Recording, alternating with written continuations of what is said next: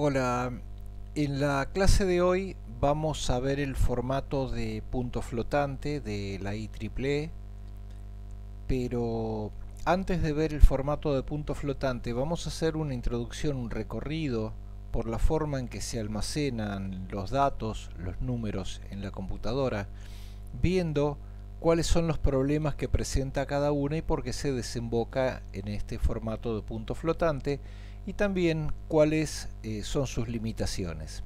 Entonces, comencemos con la clase de hoy y vamos con esta introducción que les mencionaba. Empecemos por los números de punto fijo.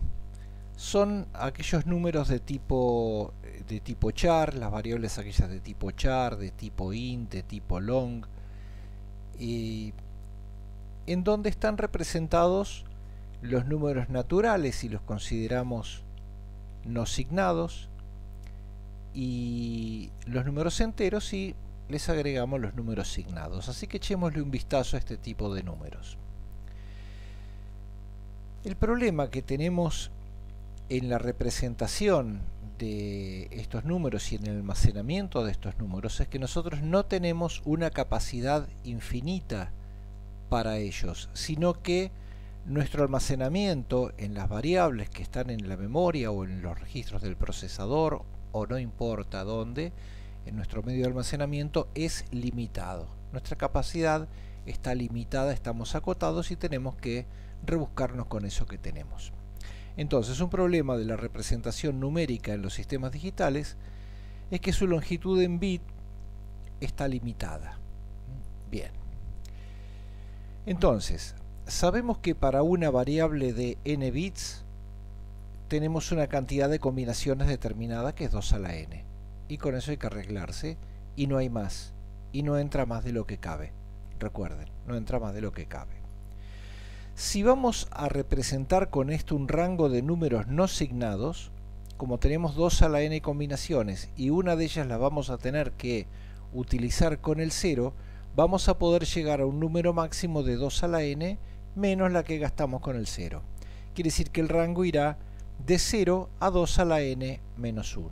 Bueno, todo esto ya lo sabemos, simplemente estamos acá haciendo un recordatorio para poder extrapolarlo luego. Tomemos el caso de una variable de 8 bits. ¿Cómo se distribuiría esta variable en la recta numérica? Consideremos que la variable sea en sign char para no tener que estar dibujando los números negativos. Entonces, su rango irá de 0 a 2 a la n menos 1, o sea, de 0 a 2 a la 8 menos 1, 2 a la 8, todo eso menos 1. Entonces tendremos representados de 0 a 255 en la recta numérica. Y acá entonces tenemos un par de problemas. Si nosotros estuviéramos en la matemática pura, en lo que sería ideal, tendríamos una recta de números reales donde estarían representados los infinitos números reales y no tendríamos ningún problema. En la teoría esto sería así. Pero en la práctica nosotros tenemos la representación que estamos viendo en esta figura. Y acá hay números que no podemos representar y estos números tienen dos características. Uno son aquellos que están más allá del máximo que nosotros tenemos. Esa incapacidad de representación, que muchas veces la llamamos desborde por acarreo, para dejar overflow como un desborde de la capacidad de trabajar en complemento a 2, pero ahora en general la vamos a llamar overflow porque va más allá de lo que podemos manejar, es un desborde.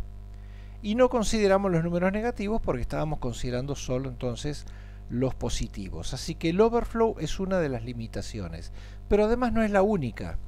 Nosotros no podemos representar, tomo acá ya que está el dibujo, números entre el 3 y el 4.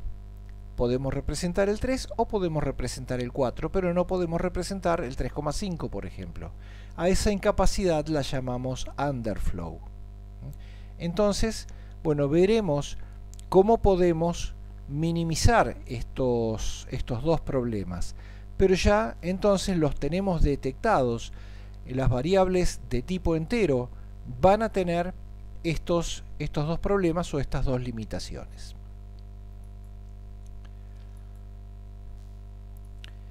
Entonces, una de estas limitaciones dijimos que era el overflow.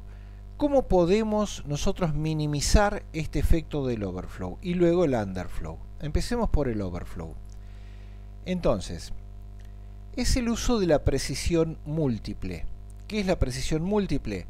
Darle más extensión a esa longitud n en bits que tenemos para almacenar el dato. O sea, si estábamos utilizando un char para almacenar el dato, pasamos en primera instancia un short int para duplicar la capacidad, sería doble precisión, luego a un long int y luego si tuviéramos variables de n bytes, aumentar la precisión. Sin embargo, todo esto tiene un límite.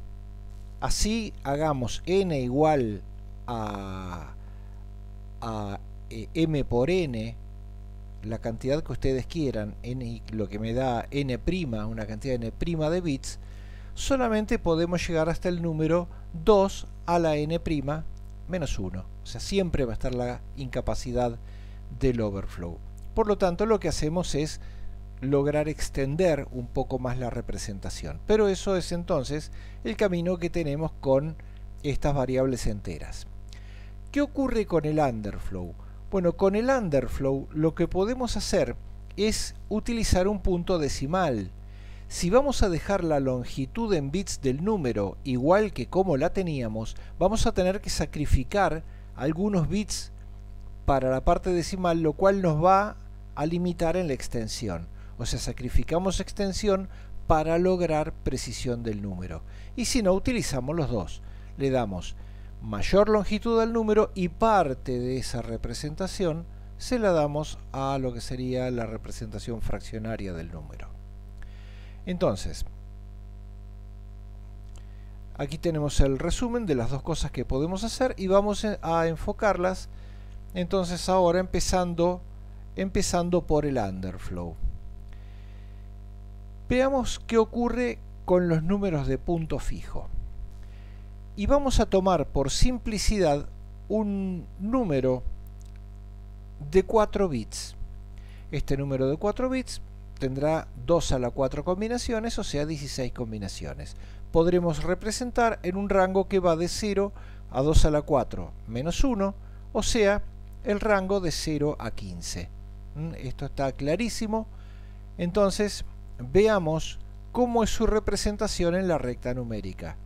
Tenemos que los números que pueden ser representados son los que están dibujados aquí.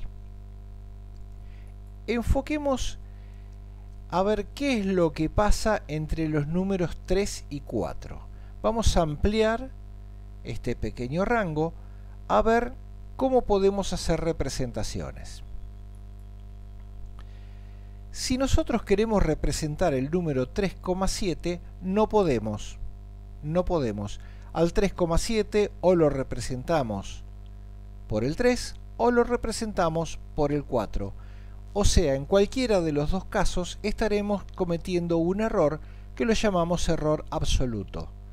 Si lo representamos por el 3, el error absoluto será la diferencia entre lo que queremos representar y lo que realmente estamos representando. Y lo mismo vale con el 4. Elegiríamos la opción que nos permita tener el menor error posible. Pero las modalidades para representar el 3,7 serán: si quiero redondear este número al más cercano, iré hacia el 4. Eso será un redondeo. La otra es amputarle directamente la parte decimal, con lo cual tendré el 3. Y eso será truncamiento. Las dos maneras. Hablemos un poquitito del error absoluto.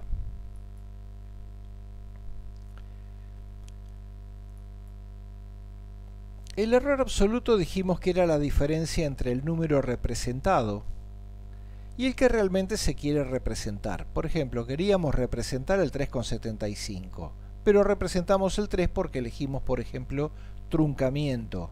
La diferencia entre los dos es 0,75.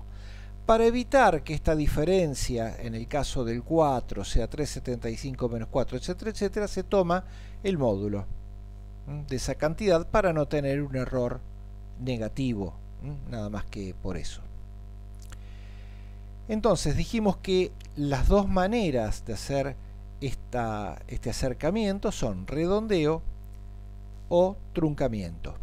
Luego vamos a ver algún efecto de estas herramientas sobre los números en la realidad. Y aquí tenemos entonces representado nuevamente el problema con el error absoluto.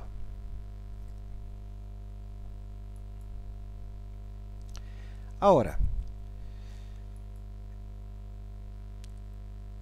seguimos con el tema del punto decimal, pero veamos qué ocurre con el error absoluto máximo.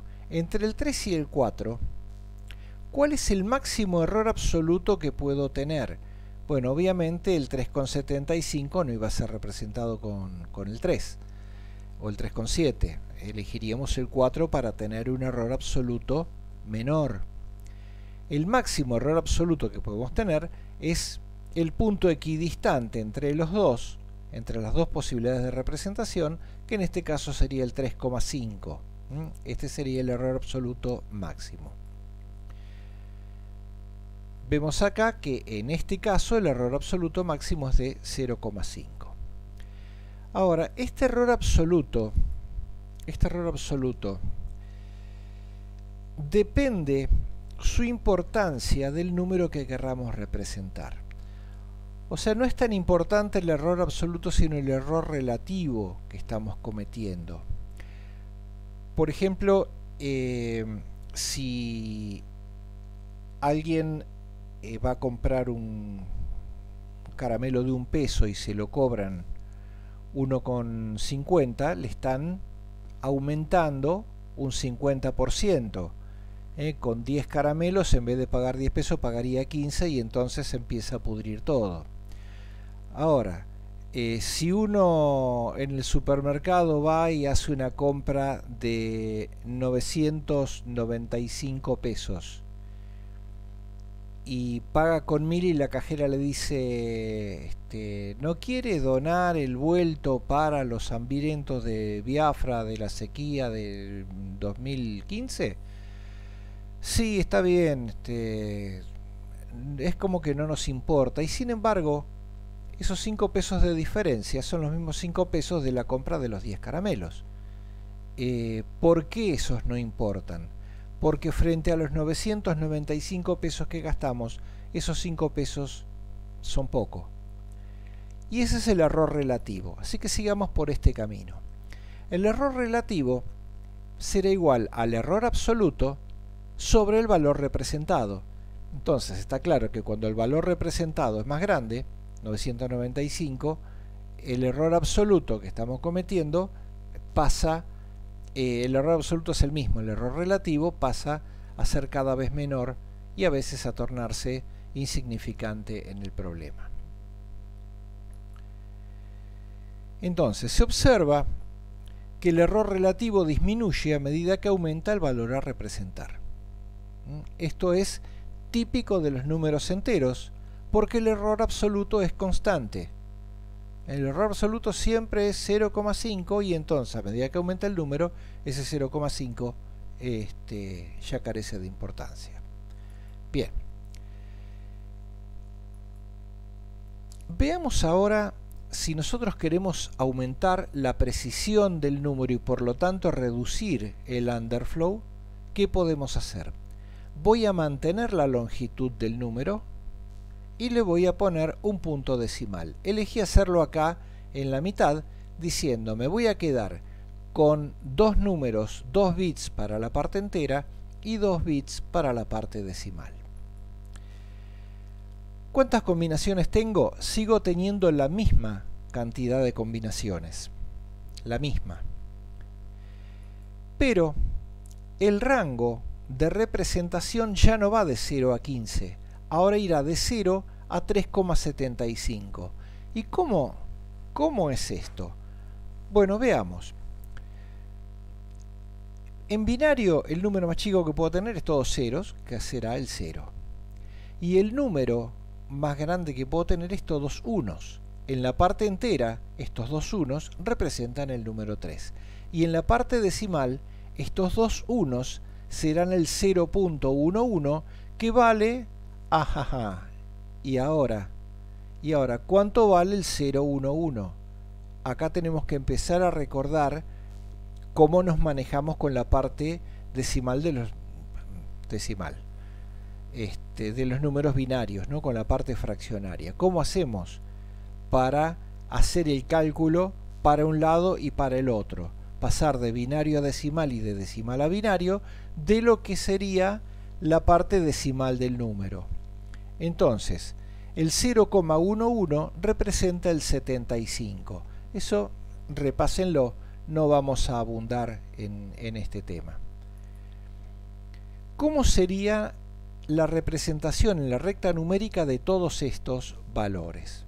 Bien, observemos esto, que me costó bastante hacer el dibujo, así que veamos. La parte entera está representada acá por el 00, mientras que la parte decimal será de 00 hasta 11.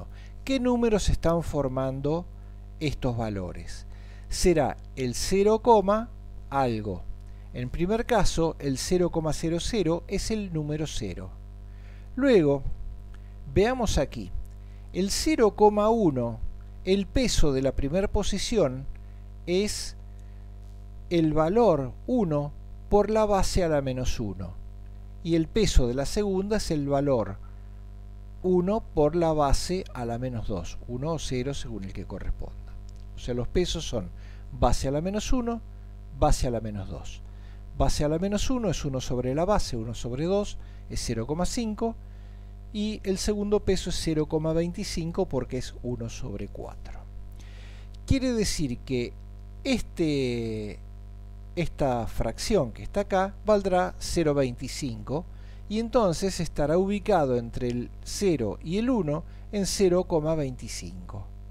Este será el 0,5, el 0,75 y ahí tenemos este primer grupo.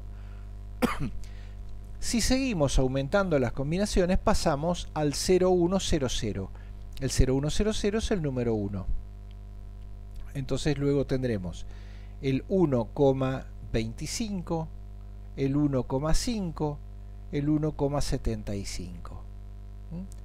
Luego lo mismo tendremos para el 2, con esta distribución, y lo mismo tendremos con el 3.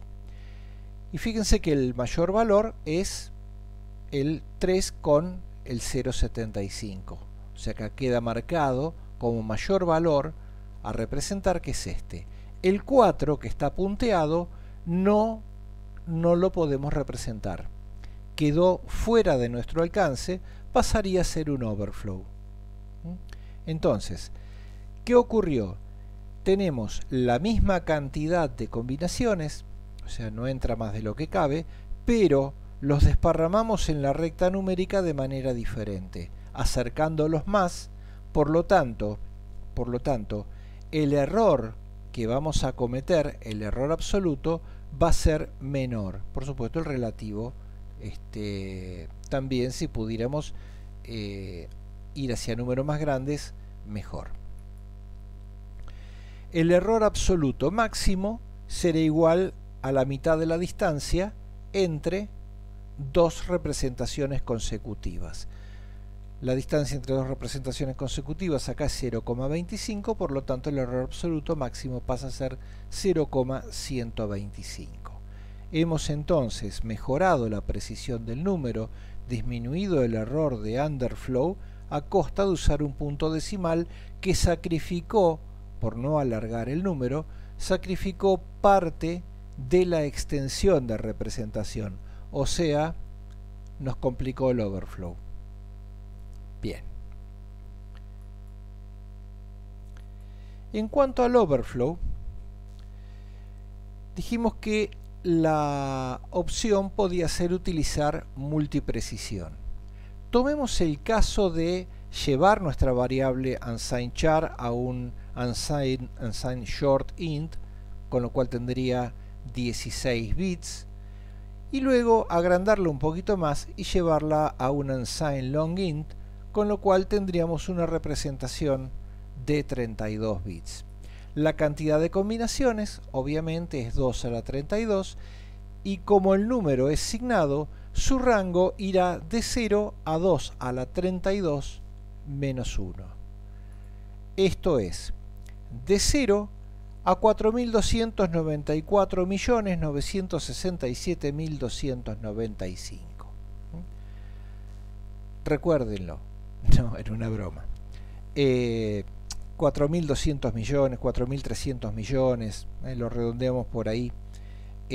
Sabemos que con un número, entonces, con un unsigned long, llegamos hasta ese valor.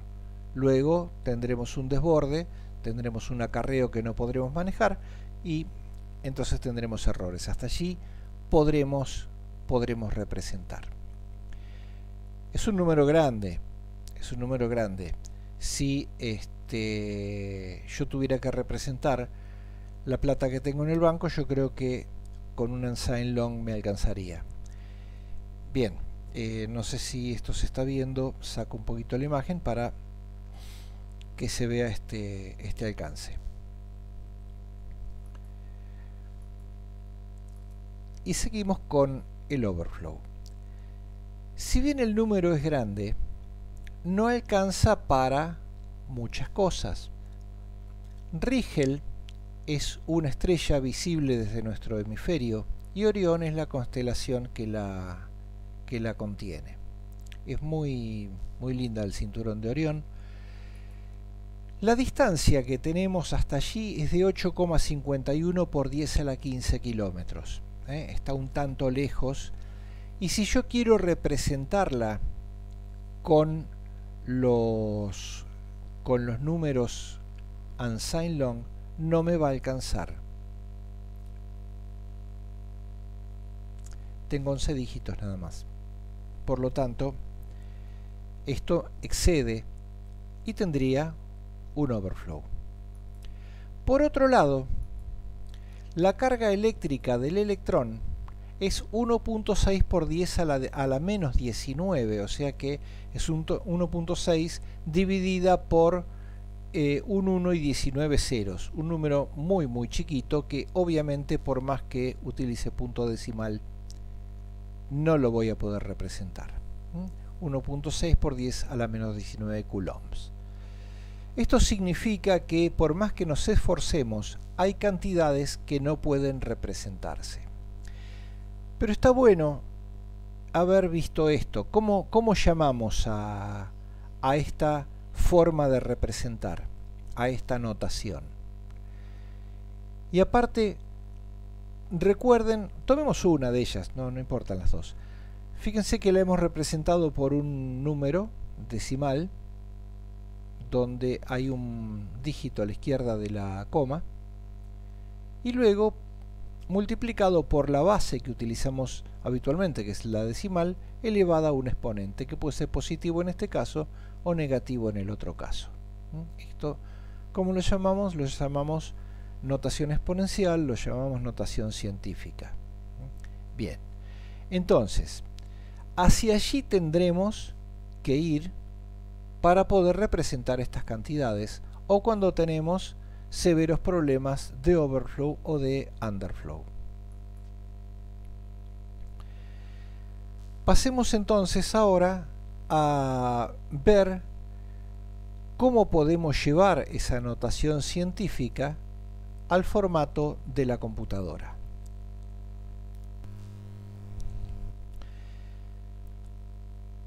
Bien, vamos a ver entonces de qué manera podemos utilizar la notación científica en la computadora.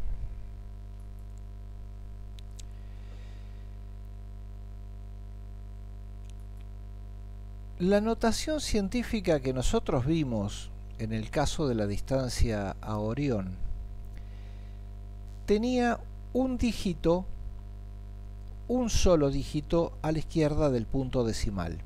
Podría tener 2, 3, 4 ajustando el exponente, pero tendríamos un montón de representaciones de estos números. Entonces, como norma, se toma que solamente tendremos un solo dígito. Entonces, la notación científica será un número real, para los decimales era el 8, no sé cuánto para la distancia a Rigel-Orión. Podría esta cantidad ser positiva o negativa dependiendo del caso, o sea que contemplamos la posibilidad de tener el signo multiplicada por 10 elevada a un exponente, que como vimos con el caso de la carga del electrón podía ser negativo, o con el caso de la distancia a Orión podía ser positivo. Y R, en módulo para independizarnos del signo, será un valor que estará comprendido entre 1, incluyéndolo, y menor que 10, lo cual nos está diciendo va a ser un dígito, va a ser un valor de un dígito. El formato de punto flotante es la manera que vamos a tener de llevar esta notación científica a la computadora. Es la forma de implementar la notación científica en la computadora. Y el estudio de la clase de hoy es ver cómo lo hacemos, aprender sus mecanismos, sus problemas, sus soluciones y poder manejarlo.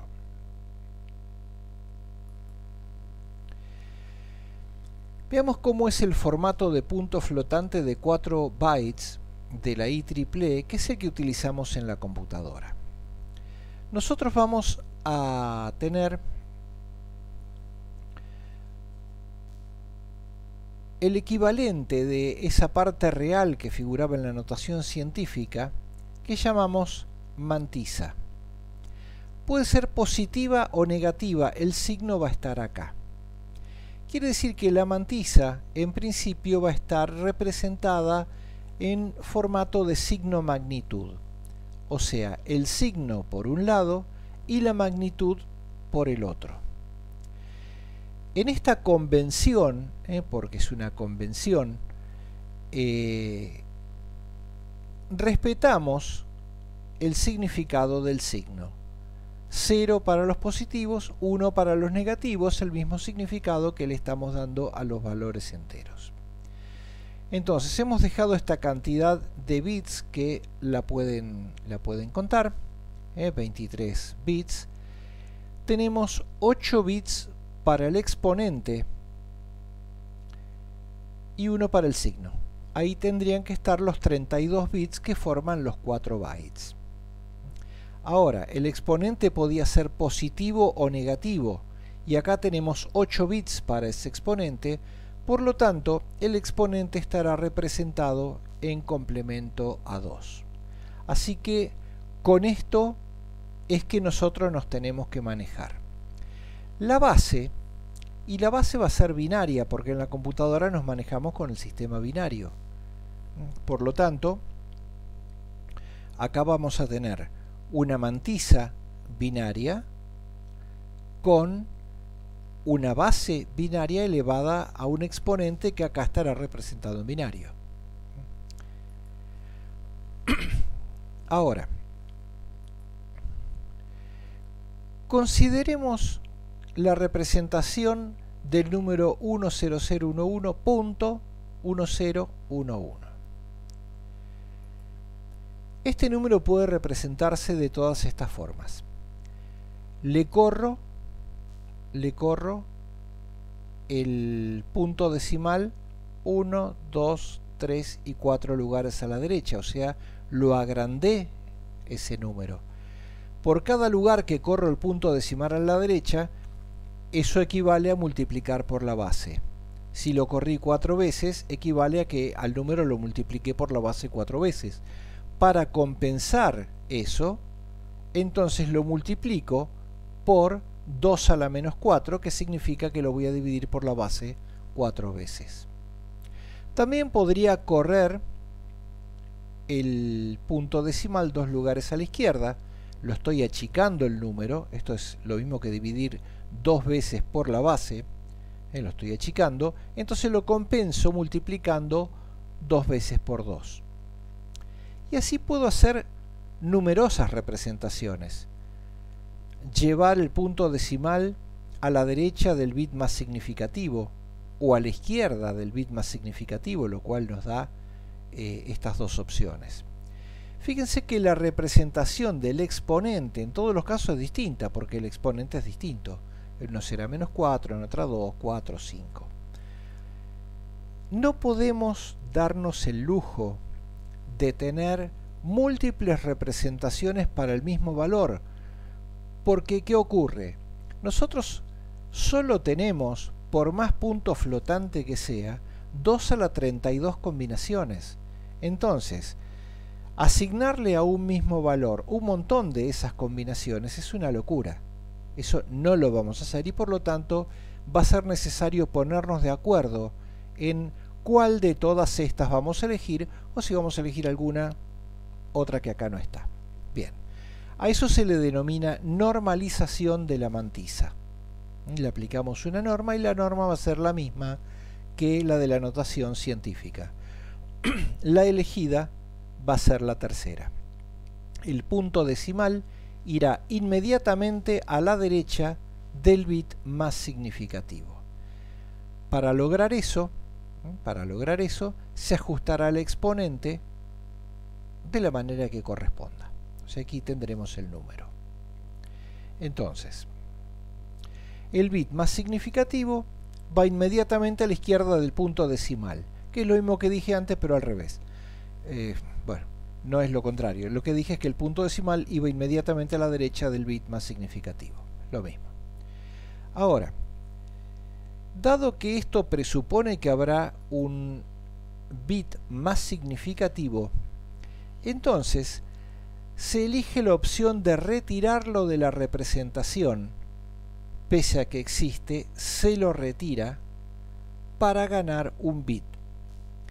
O sea, este número 1.001111011 por 2 a la 4, la mantisa, que sería esta que está aquí, va a estar representada sin este 1. Este va a ser el bit oculto, lo retiramos.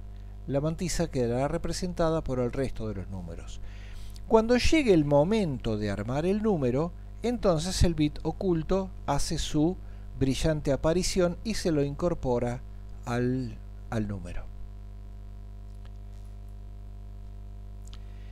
Hablemos ahora del exponente. Tenemos algunos problemitas. Olvidémonos del bit oculto por un momento. Supongamos que el bit oculto está. El número 0, o un número que tuviera mantisa 0, 0 por 2 a la 10, o 0 por 2 a la 12, o 0 por 2 a la menos 5, o a la que cualquiera de los 128 valores que me puede dar de los 256 valores que me puede dar el exponente, cualquiera de ellos me viene bien, porque 0 por 2 a la cualquiera de los 256 me va a dar 0. O sea, 256 representaciones para el 0 si consideramos signo positivo y 256 para el 0 negativo. O sea, 512 representaciones para el 0. Es justamente lo que no queríamos. Así que ese es un problema, no podemos hacer eso. El 0 tiene múltiples representaciones, todos los exponentes le vienen bien. Ok. Pero además, si nosotros suponemos que hay un bit oculto, cuando armemos un número que tiene toda mantisa 0, entonces el número será 1 punto y todos ceros multiplicado por 2 elevado al exponente. O sea que si incluimos el bit oculto ya no hay un valor 0. Entonces, el valor 0 debería ser un valor que se acerque lo más posible al 0. O sea, aquel valor que tenga la menor mantisa que yo pueda, que será aquella que tiene todo 0, y que tenga el exponente más negativo que pueda manejar. Entonces, al 0 le asignaremos el exponente máximo negativo, que en el caso de un número de 8 bits sería el menos 128. Pero vamos a sacar de circulación el menos 128, decimos este no, me lo guardo para mí, me lo guardo para otra cosa, y me quedará como máximo exponente negativo el menos 127. Bueno, esto no cambia nada, menos 127 será el máximo exponente negativo. Ok, fenómeno. Pero hay otro problema. Es deseable que el 0 en punto flotante esté formado por todos ceros coincidiendo con el 0 de los long. O sea, 32 ceros para uno, 32 ceros para el otro. Pero eso no se condice con el máximo exponente negativo, porque el máximo exponente negativo será el menos 127. El menos 127, ustedes sabrán cuál es, pero será, no sé, se me ocurre que puede ser un número que empieza con 1, 0, 0, 0, 0, 0, 0, 1. Tiene que tener un 1 al final para ser impar, igual que el menos 127. Y ese número no está formado por todos ceros. O sea que para lograr esto voy a tener que hacer alguna manganeta, algún cambio, algo. Lo que vamos a hacer entonces es lo siguiente. El máximo exponente negativo, que es el menos 127, lo vamos a representar con la combinación todos ceros. Obviamente, este cambio que hacemos con el 127 lo hacemos para todos los exponentes. O sea que esto significa un cambio de código para el exponente, una transcodificación. Utilizaremos un código en exceso 127. Lo representamos de esta manera. O sea que a este menos 127 lo vamos a representar con el número que le corresponde al que le sumamos 127. ¿Cuánto me da? 0. Pero así vamos a hacer con todos. A ese cambio, a esa transcodificación se la denomina polarización del exponente. Ese exponente reservado que yo había tomado, el menos 128, ¿qué me daría? ¿Cómo se representaría? Y bueno, si lo polarizo, si lo transcodifico en exceso 127, al menos 128 le tengo que sumar 127.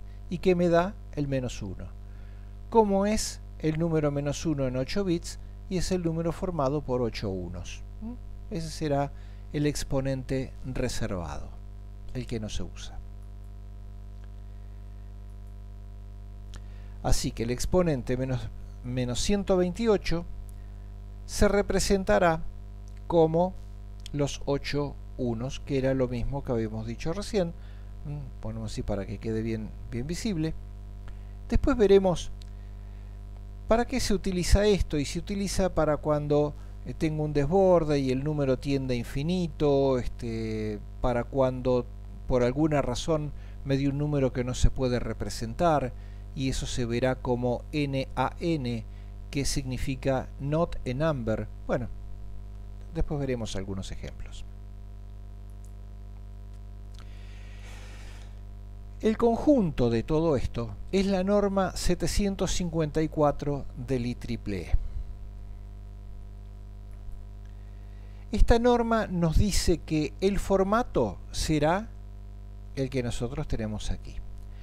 Recuerden ustedes que cuando esto se almacena en convención Little-Endian. Primero viene en la memoria el byte menos significativo, luego el que le sigue, luego el otro y luego el otro. Bien, son dos cosas que van por carriles distintos. ¿Cómo almaceno este número? Bueno, convención Little-Endian me dice eso. Big-Endian me dice que se almacenaría en el otro orden, primero el más significativo, etc. Pero el formato del número, lo está diciendo la norma del IEEE, la 754. Y luego tenemos una serie de temas a considerar. El formato para los flotantes de 32 bits, porque hay flotantes de otras longitudes, no los vamos a tratar aquí. Otros formatos de punto flotante. En el libro azul, en el capítulo de punto flotante lo tienen, inclusive tienen los desarrollos que nosotros vamos a ir comentando, así que de ahí lo pueden ver. La mantisa se representa en convención de signo-magnitud, como les había dicho. La mantisa va por un lado y el signo va por el otro. Se asigna el bit más significativo para representar el signo de la mantisa, o sea, es el bit de la izquierda, al igual que los números long. O sea, en esto vamos estando de acuerdo. Le quedan 8 bits al exponente, 23 bits para la mantisa. Con eso, más el signo, cerramos los 32 bits de los 4 bytes. La mantisa ubica el bit más significativo inmediatamente a la izquierda del punto decimal. Eso es la normalización de la mantisa. Ese bit más significativo adopta la forma de bit oculto. Lo desaparecemos, pero sabemos que existe. El exponente es un número de 8 bits signado en complemento a 2. Bien. El exponente se representa en código exceso 127. Eso es la polarización del exponente. El exponente original menos 128 se reserva. Por lo tanto, un número de punto flotante representado por esta norma quedaría de la siguiente manera. El número sería menos 1 elevado a la signo. Si el signo es 0, todo número elevado a la 0 vale 1. Así que desapareció el menos. Y el número será positivo. Creo que puedo aparecer. Si el signo es 1, menos 1 a la 1 es menos 1 y el número entonces será negativo. Luego tendremos que el valor para multiplicar a 1 punto la mantisa, acá apareció el bit oculto, 1 punto la mantisa, es 2 elevado al exponente menos 127 para compensar la suma del 127 que le dimos cuando lo transcodificamos a la ida. Así que esta expresión de aquí representa cómo calcularía el número siguiendo la norma del IEEE 754. Bien, continuemos. Esto representa algunos números donde se separó el signo y se separó el exponente de la mantisa, y recuerden que acá no está el bit oculto. El número formado por todos ceros será el 0, pero como también puedo tener un 1 en el signo que viene separado, tendré un más 0 y tendré un menos 0. Por otro lado, tengo acá un valor que ustedes lo pueden calcular como 2 menos un error que estoy cometiendo acá, que es 2, me parece que acá falta un menos. Sí, acá falta un menos, es 2 menos 2 a la menos 23, que es un chiquitito, lo cual lo hace un casi 2. Hay números que nosotros no podemos representar en binario con una longitud acotada. Y el 0,2, por ejemplo, es uno de ellos. Tomen como ejercicio representar el 0,2 en binario y después me cuentan.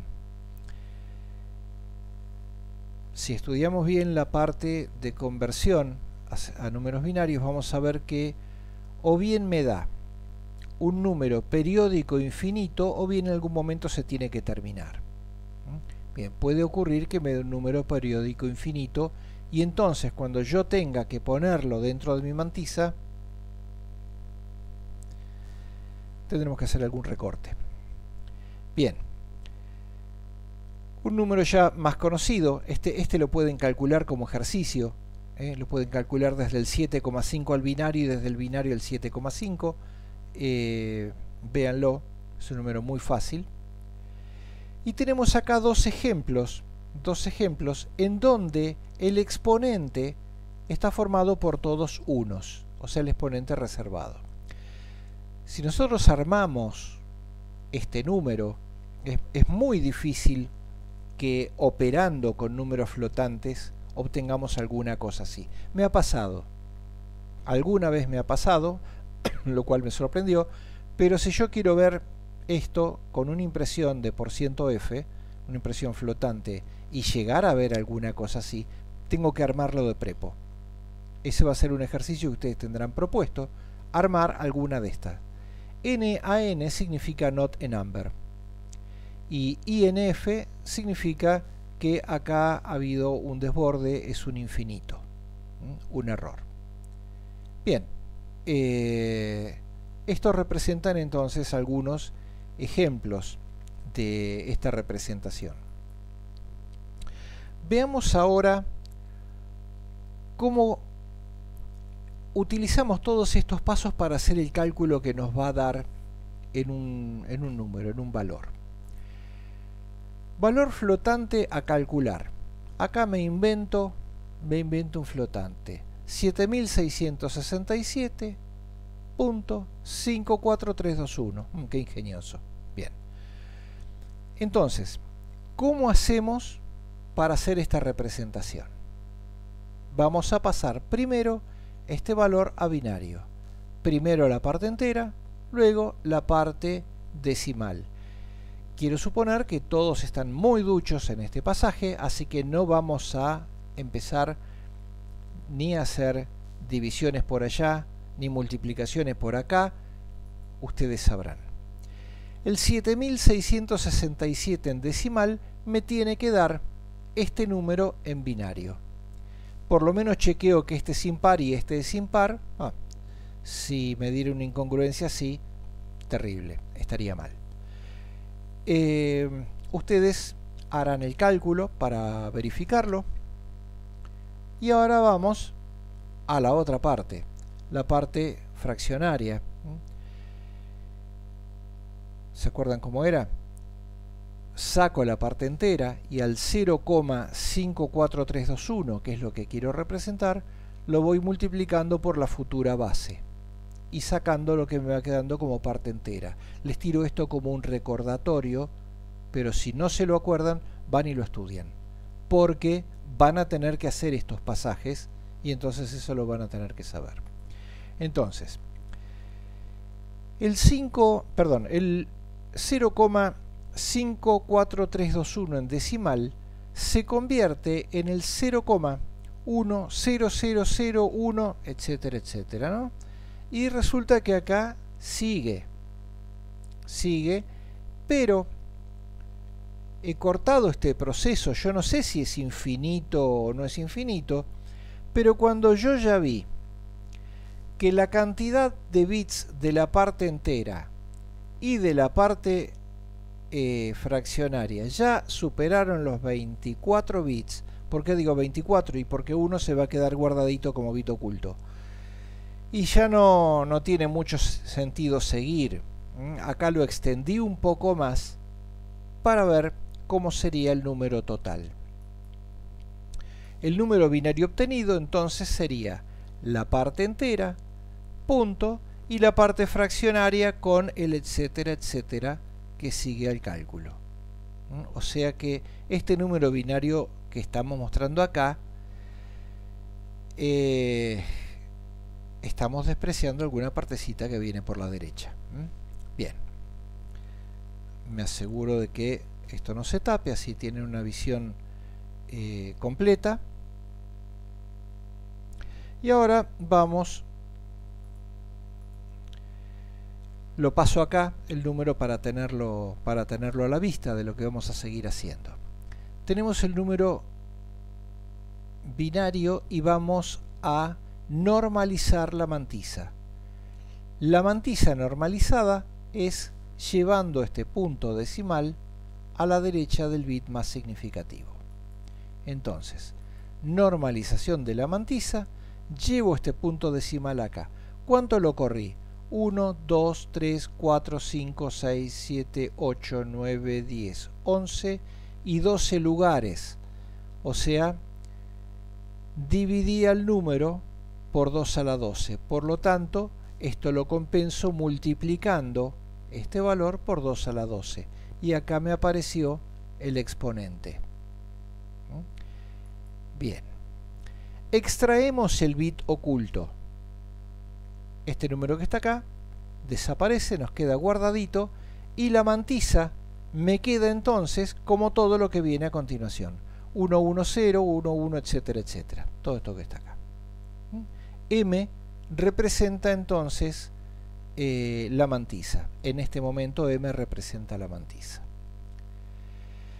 La mantisa tiene que tener 23 bits y esto tiene más de 23 bits. Por lo tanto, me voy a quedar con los primeros 23 bits que llegan hasta acá. Llegan hasta allí. Esto que está de acá hacia la derecha lo desprecio, igual que todo lo que viene más a la derecha todavía. Me quedé con esta mantisa. ¿Por qué? Porque no entra más de lo que cabe. Ok. Ya tenemos la mantisa. Vamos ahora a...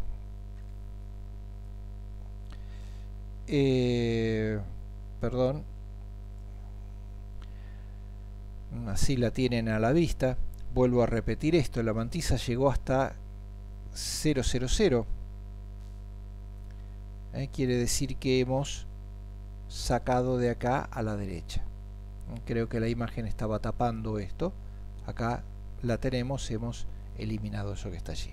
Bien, me aparezco de vuelta. Y seguimos ahora con el exponente. El exponente era 12. En binario, en 8 bits, este es el 12. Pero tenemos que polarizarlo. Entonces, polarizarlo es transcodificarlo en código exceso 127. Por lo tanto, al 12 le sumo el 011. ¿Por qué le sumo todo esto? Ah, porque esto es el 127. Bueno, bien, quedó claro. Entonces, 12 más 127. Recuerden que queríamos que el código más negativo, que era el menos 127, quedara representado como el 0. Entonces tenía que sumarle 127. Y al 12 también tengo que sumarle 127. Por lo tanto, al sumarle el 127, me queda este valor que está acá. No tienen que suponer que este valor es negativo, porque ya está transcodificado. Este es el valor que va a ir al exponente. Así que el exponente quedará representado por 1, estos ceros, 1, 0, 1, 1. Ok. El número era positivo, así que el signo va a ser 0. Me desaparezco de nuevo, así vemos el valor final. El valor final de este número de puntos flotantes será 0 para el signo, el exponente que acabamos de calcular recién polarizándolo, y la mantisa que luego de sacarle el bit oculto queda de esta manera habiéndola normalizado. Todo ese caminito. Este es el valor final que hemos calculado para este número. Bien, acá se apareció todo junto. Entonces, veamos. Este es el formato que hemos tenido. Si lo dividimos en bytes, el valor 7667. etcétera 54321 en decimal estará formado, no es que en hexadecimal sea esto, estará formado en el formato de punto flotante por 45, veámoslo acá. 45 me muestro un poquitito, después me saco. 4, 5, es el 45 hexadecimal, este es el E, y esto que son todos unos es el F, y bueno, luego vendrá el 9 y así todos los otros.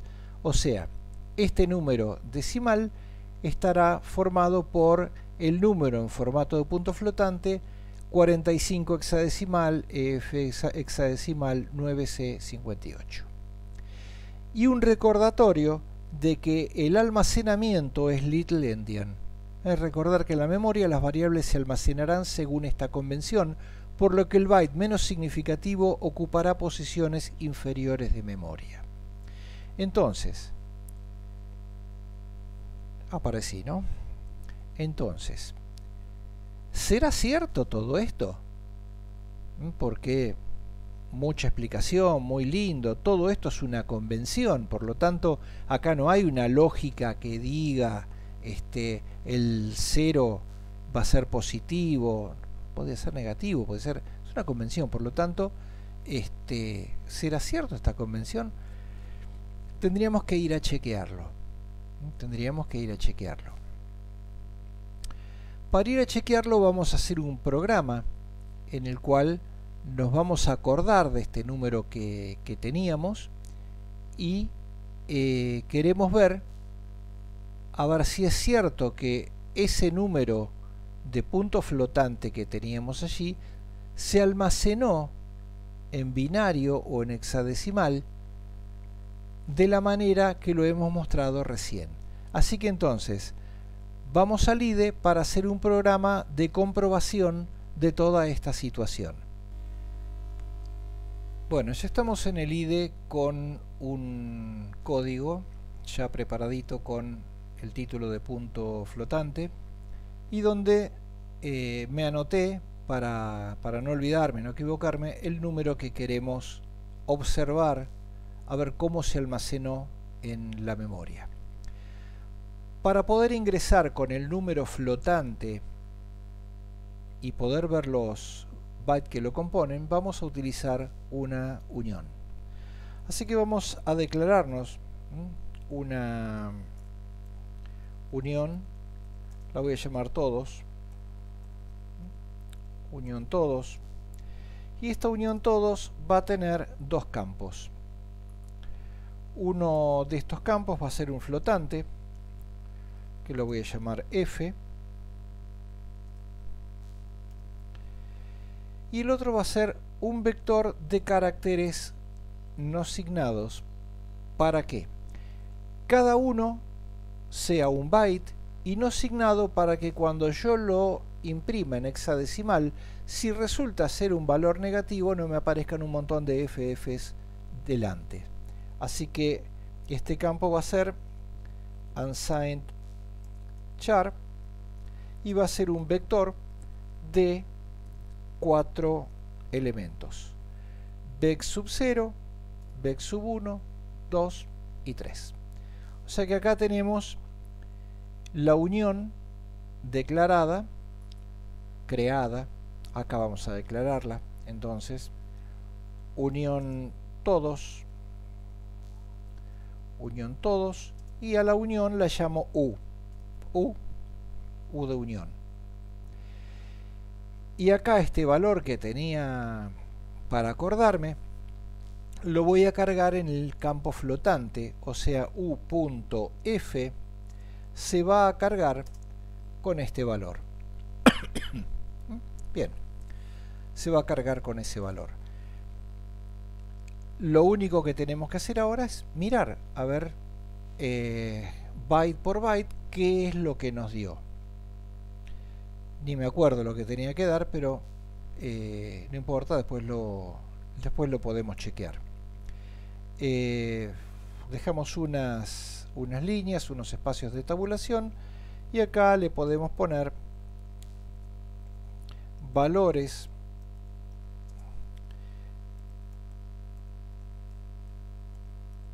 hexadecimales igual, y estos valores los vamos a ver como por ciento, 2 lugares para cada uno, y si no me ocupan los 2 lugares me lo completa con 0. hexadecimal. Lo separo de a 2 y así voy a mostrar entonces los 4. Así que copio esto que está acá. Ahí copio los 4. Estos dos lugarcitos que están allí ya no tienen sentido. Y ahora esos valores los saco y acá viene esto que es muy importante. Los quiero ver como lo habíamos visto en la presentación recién, o sea, con el mismo formato del punto flotante, empezando por el más significativo. Entonces, ojo con el orden en que los voy a pedir. El primero va a ser 1 u.bec sub 0, 1, 2, 3 en los vectores. Así que el primero va a ser el último de los elementos del vector. u.bec sub 3. Y luego voy a ir pidiendo todos los otros. Así que esto me lo voy a copiar.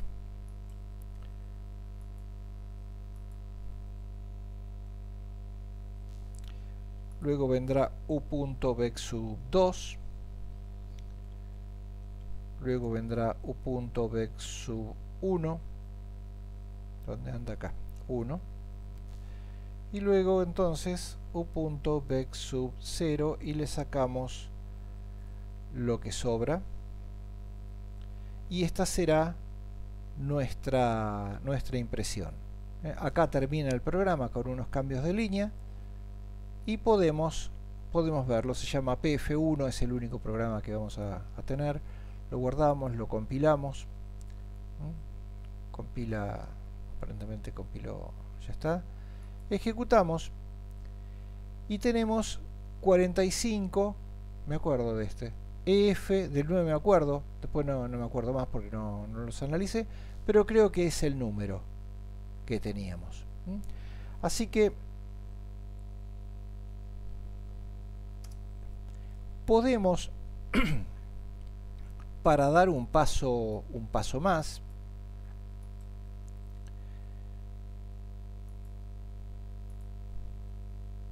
hacer otra impresión donde digamos que le pedimos el valor flotante.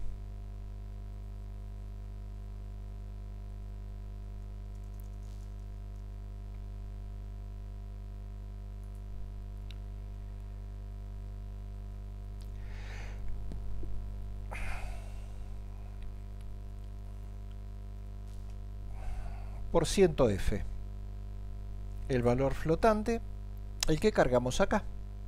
Así que lo voy a pedir como u.f.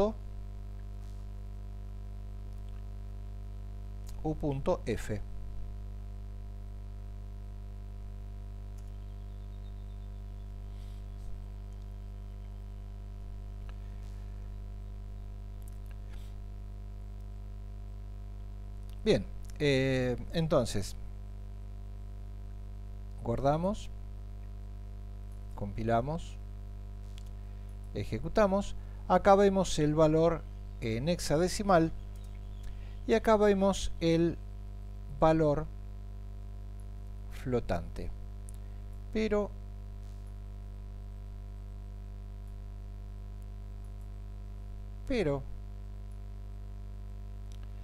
nosotros cargamos a la variable con 7667 54321 y esto me está dando 7667 542969 y sin embargo lo que está guardado es esto que está aquí, o sea que este número es este número. ¿Cómo puede ser que cargo un valor y se carga otro? Hay veces que nosotros cargamos un valor, me voy a inventar alguno, 2.0 para que sea flotante. Cuando lo voy a ver me dice 1.999999 o 2.0000000. 0,0000001. Como yo cargué un número redondito, ¿cómo me da esto acá? Bueno, veremos ahora entonces por qué ocurre esto. Así que vamos a ir nuevamente a la presentación para hacer el análisis de lo que acaba de ocurrir aquí. Así que volvamos al PowerPoint.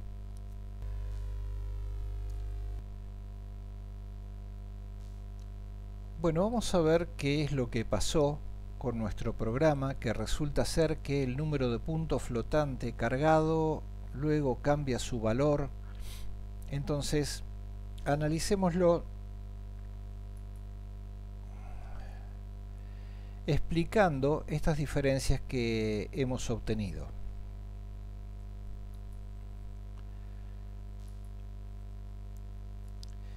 Nosotros cargamos el número 7667.54321 y verificamos inclusive que lo que estaba en la memoria era el 45F9C58. Ahora me acuerdo perfecto del número. Esto era lo que habíamos visto con la ejecución del programa.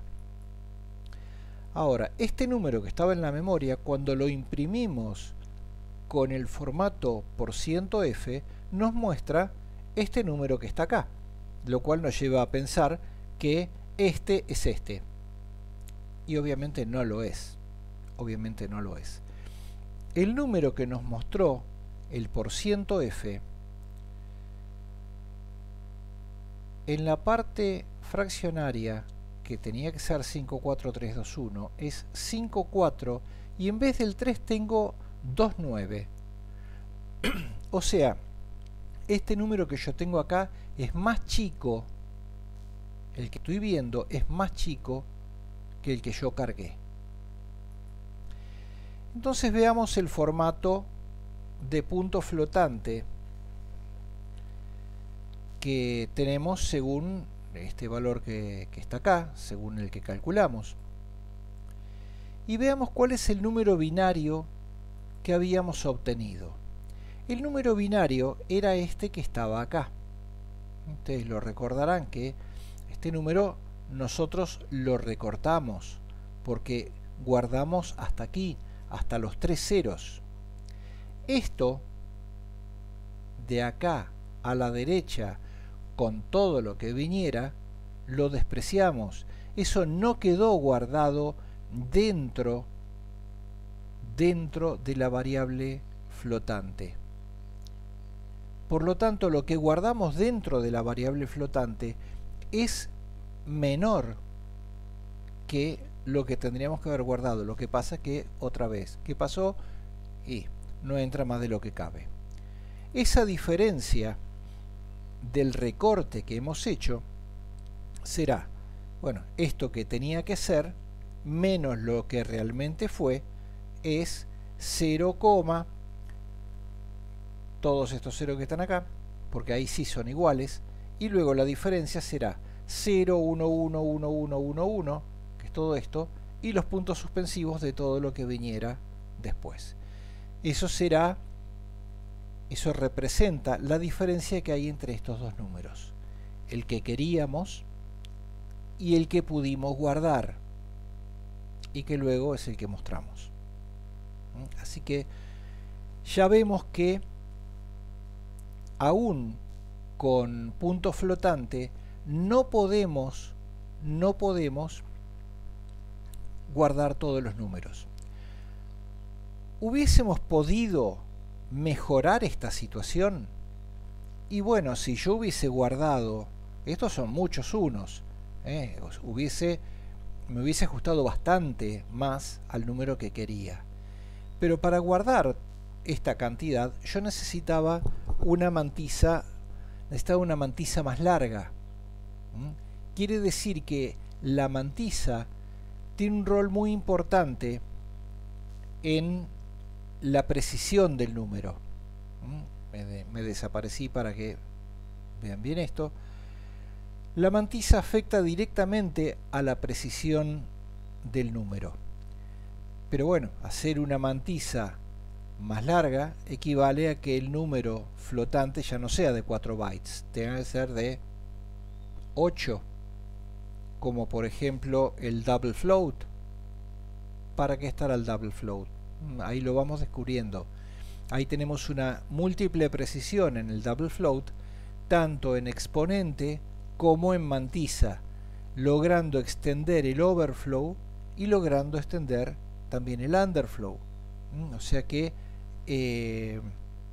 podemos representar mejor los números usando el double flow o el long double float, que sería el flotante de 10 bytes. Bien, pero nosotros seguimos con el nuestro porque en realidad para los programas que hemos hecho, si bien el double float es el tope de jerarquía donde en los prototipos es el que se usa, nunca nos hizo falta salirnos del flotante común. Bien, vamos a proponer acá algunos problemas y luego continuar un poquitito con este análisis. Estos problemas tienen que ver con lo que hemos visto hasta ahora. Acá se da un formato como el que nosotros hemos calculado. Son 4 bytes en hexadecimal. Ustedes tienen que determinar cuál es el valor flotante que corresponde a este formato. Papel y lápiz. Papel y lápiz. Aplicando entonces lo que hemos visto de polarización, de normalización y todo eso, hacer el cálculo que hicimos pero al revés y ver qué número es. Y luego, ¿será cierto que es este número? Bueno, harán un programa que permita verificarlo, pero no cargando, no agarrar el programa que yo hice y le ponen el número que a ustedes les dio el cálculo y ven si equivalía a esto. No, no, no, no. Hacen el programa al revés. Cargan el formato hexadecimal y al imprimirlo como flotante, ver si ahí da el valor que ustedes obtuvieron por cálculo. Así que este es el primer problema propuesto. El segundo problema propuesto es bastante similar, hasta pueden utilizar el mismo programa, pero lo que queremos es ver aquellas impresiones que se corresponden con el exponente reservado. O sea, ustedes cargarán algunos valores hexadecimales que se correspondan con ese exponente reservado y lo imprimirán como %f a ver qué es lo que da. A ver si obtenemos un menos not a number, un not a number, un inf, un menos inf o lo que sea. A ver. Bien, esos son los problemas propuestos y ahora entonces seguimos un poquitito con nuestro análisis. Vamos con las últimas consideraciones de punto flotante.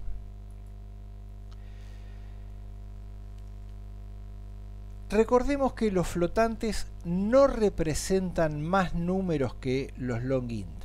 De hecho, representan menos.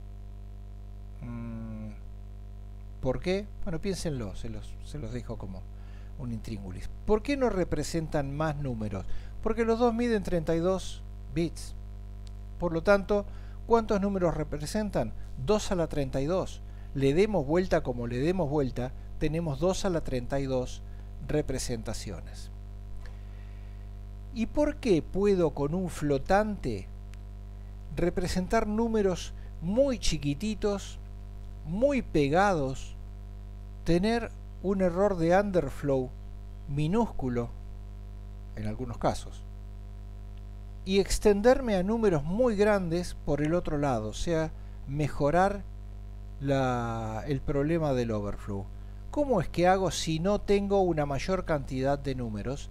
Bueno, lo que cambia es cómo distribuyo los 2 a la 32 números en la recta numérica. Esa es la diferencia. La precisión de los números de punto flotante depende de la longitud de la mantisa. Esto ya lo hemos visto. Acá vamos a llamar en este análisis m a la longitud, a la cantidad de bits que forman la mantisa. La separación entre valores consecutivos de los números de punto flotante va a ser 2 elevado a la e menos m. ¿Cómo se llega a esto? Bueno, se llega mediante un análisis que está desarrollado en el capítulo de punto flotante del libro azul. Bueno, lo desarrollé yo eso hace un tiempo, y si alguno está interesado en ver cómo se llega, lo puede ver de allí, y si no, vemos las conclusiones. Entre dos números consecutivos, a medida que aumento el exponente, estos dos números se van separando. Mientras que si yo pudiera incrementar la longitud de la mantisa, entonces se irían juntando. Por lo tanto, el exponente más grande hace que los números se separen, y por otro lado, si yo pudiera aumentar la longitud de la mantisa, haría que para ese exponente los números se junten. ¿Será cierto? Bueno, veamos. Vamos a hacer una representación de los números de 1 a 15 con un flotante inventado que tenga una mantisa de 2 bits más el bit oculto. Entonces, veamos cómo sería esto. Y veámoslo en detalle, que este dibujo también es muy laborioso. Veamos el caso. Este es el bit oculto. Este es el bit oculto y tengo una mantisa de 2 bits, 0001, 10 y 11. Y voy a considerar el primer caso donde el exponente es 0. Como 2 a la 0 es 1, la representación que me está quedando acá es 1,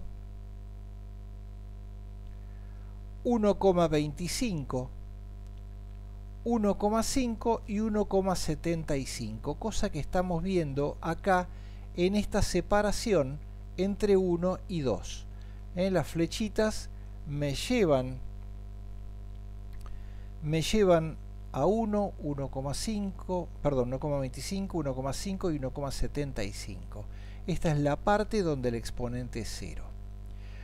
Cuando el exponente lo hago 1 y vuelvo a tener estas combinaciones, entonces ahora este número va a ser el 1.00, pero por esta multiplicación por 2, la coma se va a correr acá.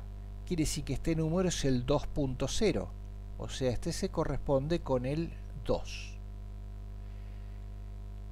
El siguiente es 2.1. El punto 1 es el 0,5, quiere decir que este número es el 2,5.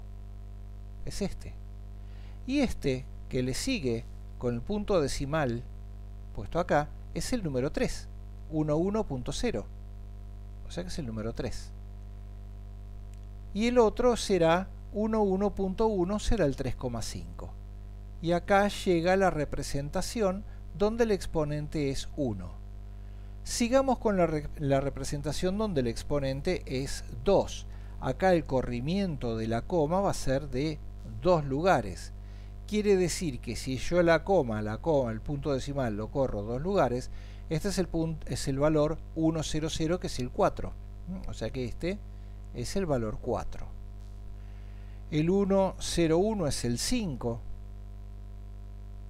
El 110 es el 6. Y el 111 es el 7. Ya vamos viendo que una separación de 0,25 acá, de 0,5 acá, es una separación de 1 acá a medida que el exponente va aumentando.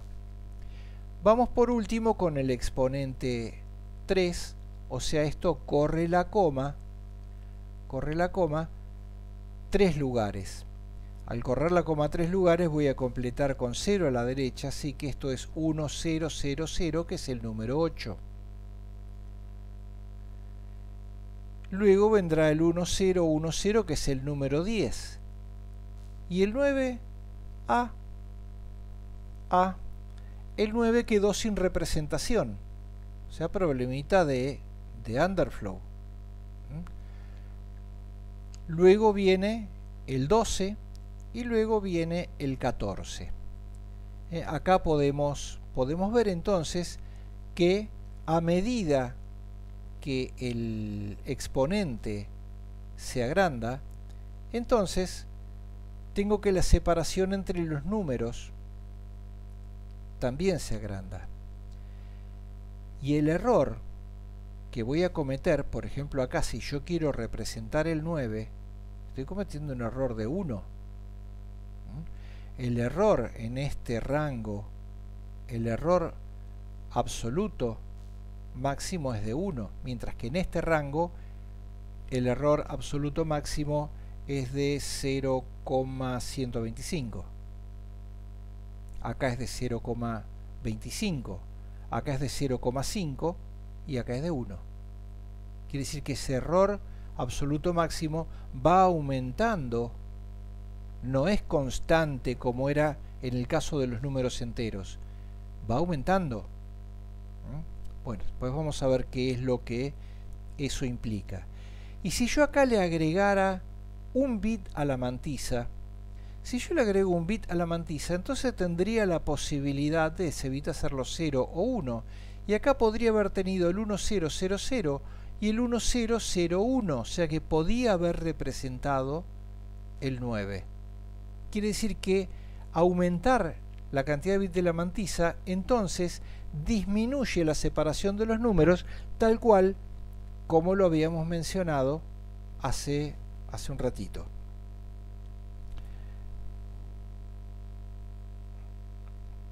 El exponente me separa los números, la mantisa me los acerca.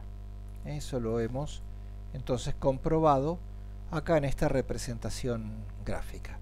Resulta estar bastante interesante. Cuando me fui atrás, perdonen, vamos de vuelta, me fui atrás pero creo que estoy tapándolo.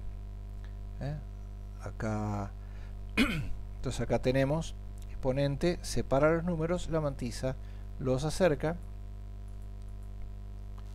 y acá tenemos la comprobación.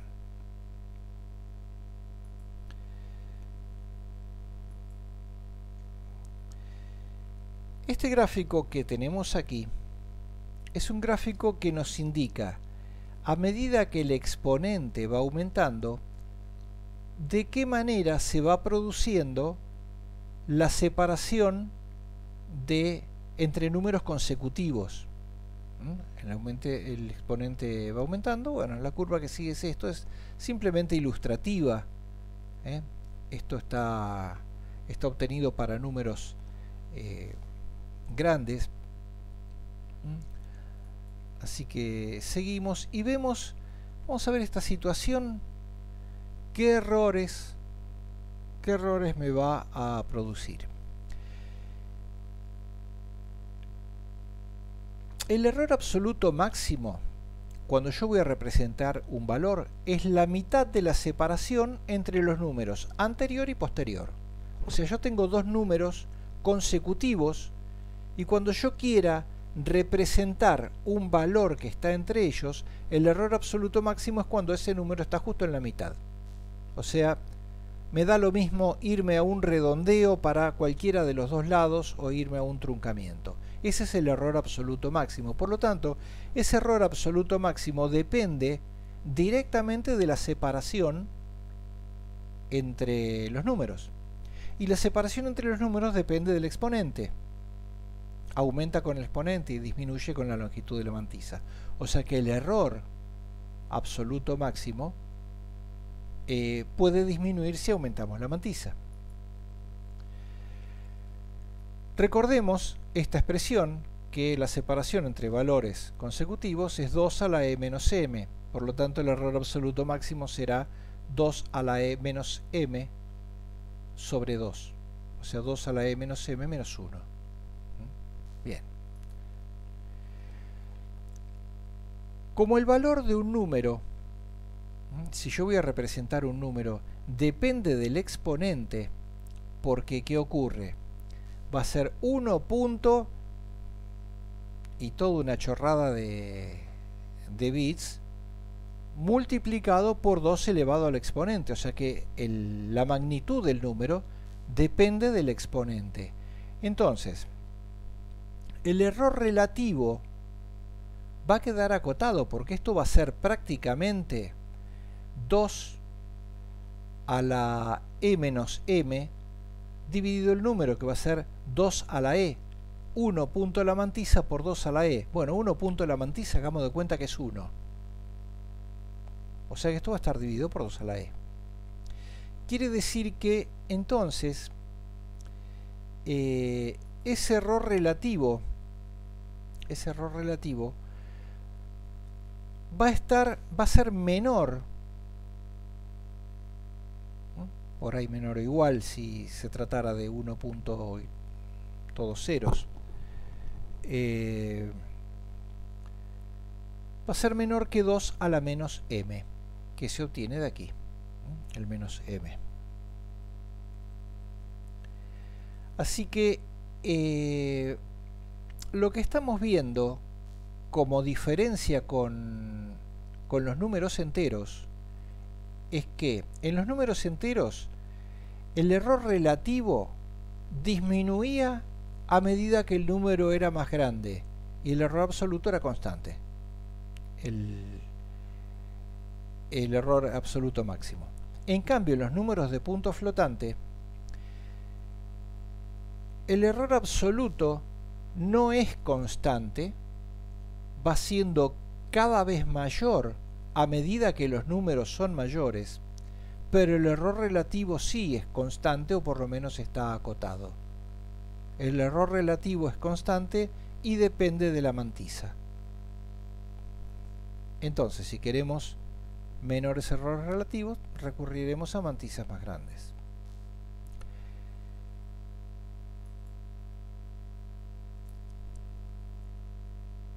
Entonces, con esto damos fin al formato de punto flotante. Ustedes tienen esos problemas que yo les dejé acá en el video y también en la guía de problemas. Todos estos problemas requieren un manejo de números binarios importante, aquel que quedó olvidado de cómo manejar la parte fraccionaria de un número. Bueno, hay que refrescarlo, hay que tenerlo siempre presentes y nos va a permitir entonces hacer todo este tipo de comprobaciones, y además esto nos permite explicar esas cosas raras que pasan con los números de punto flotante, donde de pronto cargo uno pero me muestra otro, aún con números muy simples como lo he explicado antes. Así que bueno, les queda para ustedes estudiar todo esto, hacer los problemas, y nos estaríamos viendo en la próxima clase. Así que a estudiar,